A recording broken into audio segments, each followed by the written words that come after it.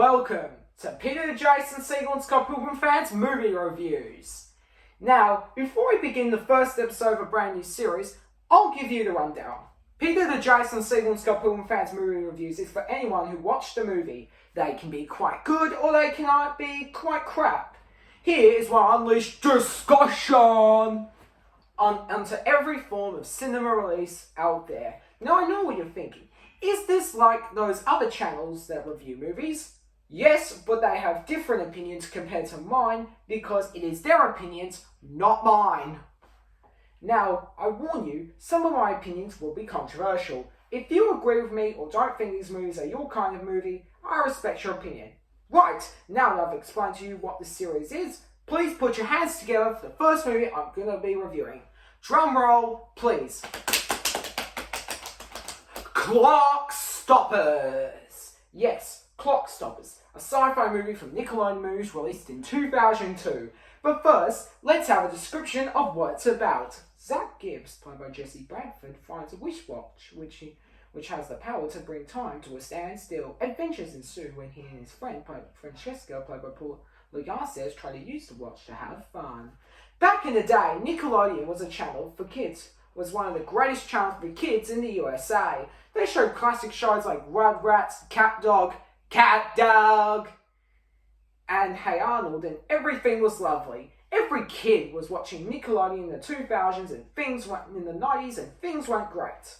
Sometimes things have ups and downs. We had the good stuff in the 2000s thanks to iCarly and Zoe 101, and in the 2000s we have more good entries thanks to Victorious, The Troop, The Thunderbirds, and Bella and the Bulldogs.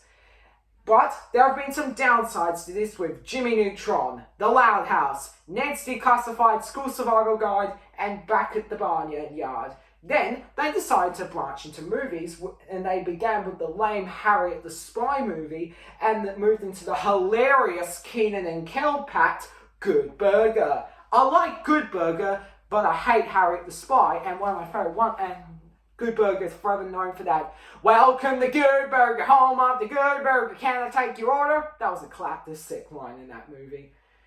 But then we reached 2002, and now we have Clockstoppers featuring Bradford. Bradford, back in the day, was a pretty big actor thanks to movies like Romeo Juliet, directed by Baz Luhrmann, Bring It On, starring Spider-Man's Kirsten Dunst, and Swimfan. Swimfan was a weird thriller that later inspired 2009's The Stepfather. Clockstoppers is a mind-bending movie for kids and teens, and things get weird. Really, really weird.